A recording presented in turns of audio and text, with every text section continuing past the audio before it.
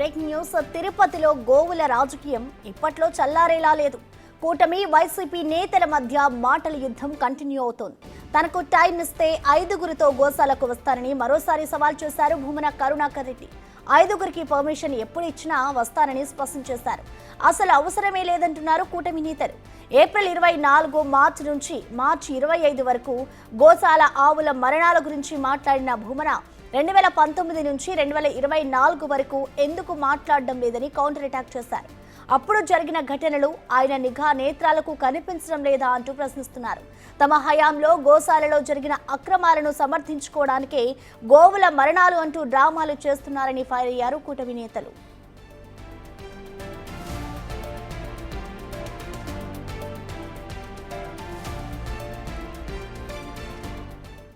దీనిపై పూర్తి సమాచారాన్ని మా ప్రతినిధి దామోదర్ అందిస్తారు. దామోదర్,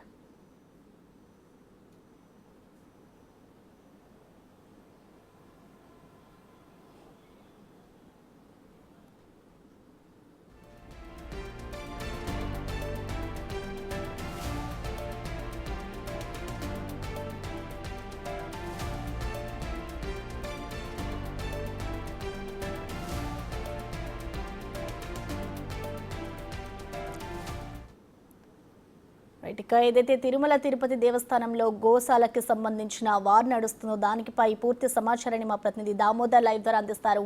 దామోదర్,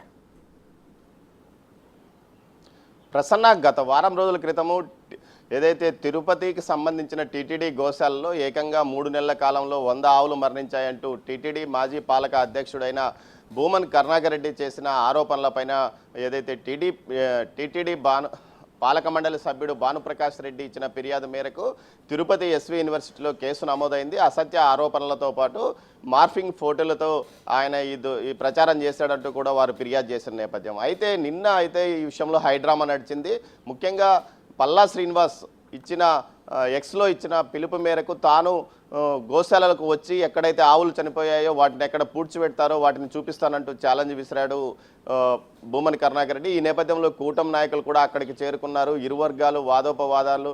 అయితే చివరకు ఎంపీ గురుమూర్తి అక్కడికి చేరుకోవడం, ఈ సందర్భంగా గురుమూర్తితో పాటు మీ కరుణాకర్ రెడ్డిని ఎందుకు తీసుకురాలేదంటూ కూడా వారు ప్రశ్నించడం మొత్తం మీద హడావుడిగా నడిచింది. ఈ నేపథ్యంలో మరోసారి మీడియా సమావేశం ఏర్పాటు చేసి తనతో పాటు మరో 5గురిని గోశాలలోకి అనుమతిస్తే తాను వచ్చి ఎక్కడ ఏం జరిగిందో చూపిస్తానని చెప్తాడు. ఇదే సందర్భంలో గత ఏదైతే 2024 ఏప్రిల్ నుంచి 2025 మార్చి వరకు 191 ఆవులు మరణించాయంటూ ఏదైతే టీటీడీ విడుదల చేసిన ఓ ప్రకటన ఆయన ఉదాహరణగా చూపించారు. అయితే 2024 నుంచి 25 వరకు చూపించడం కాదు, 2019 నుంచి 24 వరకు ఎన్ని ఆవులు మరణించాయి, ఎన్ని ఆవులు గోశాలలో చనిపోయినాయి, అదేవిధంగా గతంలో ఉన్న జెర్సీ ఆవులను ఎక్కడికి పంపించారు, దీంతో పాటు వరదల సమయంలో ఎన్ని ఆవులు మరణించాయి, ఈ విషయాలన్నీ గతంలో మీరు పాలక మండలి సభ్యుడిగా కొనసాగారు, తర్వాత అధ్యక్షుడిగా కొనసాగారు.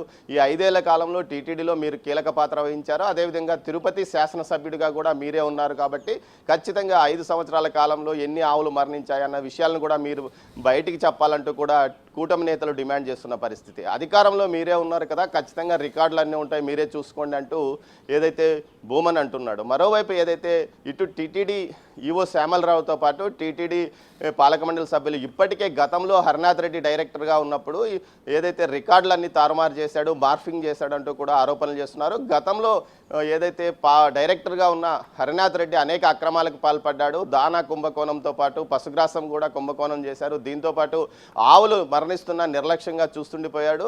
మరోవైపు ఏదైతే గోశాలలో పనిచేసే టైం స్కేల్ కార్మికులను నిర్లక్ష్యంగా వదిలేసి కార్పొరేషన్ కింద తీసుకున్న కార్మికులకు ఎక్కువ ప్రయోజనాలు చేకూర్చారు. ఇవంతా తన సొంత మనుషులను ఇక్కడికి ఏర్పాటు చేసుకోవడానికే జరిగిన పరిణామ ఫలితం అంటూ ఆరోపణలు అటు కార్మికులు కూడా చేసిన నేపథ్యం. మొత్తం మీద ఈ వివాదం ఇంకా కొనసాగుతూనే ఉంది.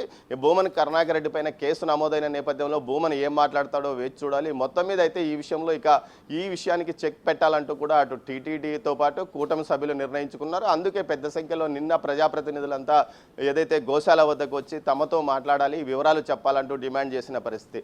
మొత్తం మీద అయితే గోశాలలో మరణాలు లెక్కన తీసుకుంటే ఏదైతే గత 3 నెలల కాలంలో 43 ఆవులు మరణించాయి. అతి తక్కువగా ఏదైతే మార్చి నెలలో 12 ఆవులు మరణించాయి. అత్యధికంగా సెప్టెంబర్లో 21 మరణించాయి. గతంలో గత ప్రభుత్వ కాలంలో ఏదైతే ఏప్రిల్ నుంచి జూన్ వరకు వైసీపీ పరిపాలనే కాలం ఉంది. ఆపద్ధర్మ ప్రభుత్వం నడిచింది. అయితే అది ఎన్నికల కమిషన్ ప్రభుత్వం అంటూ భూమన్ కరుణాకర్ రెడ్డి చెప్పుకోవడం విశేషం. ఎన్నికల కమిషన్ కాలంలో కూడా ఆయనే అధ్యక్షుడిగా కొనసాగారు.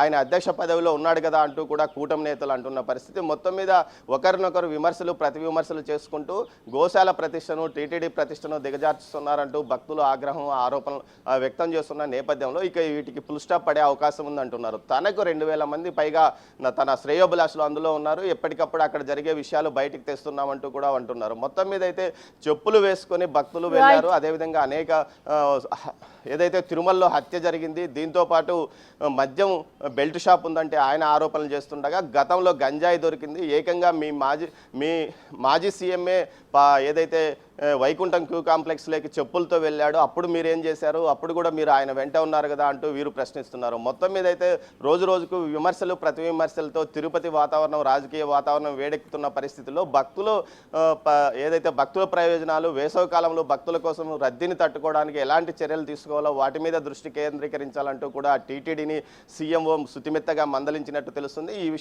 విషయానికి ఫుల్ స్టాప్ పెట్టమంటూ కూడా సీఎంఓ ఆదేశాలు జారీ చేసినట్టు తెలుస్తోంది. ప్రసన్న. Right.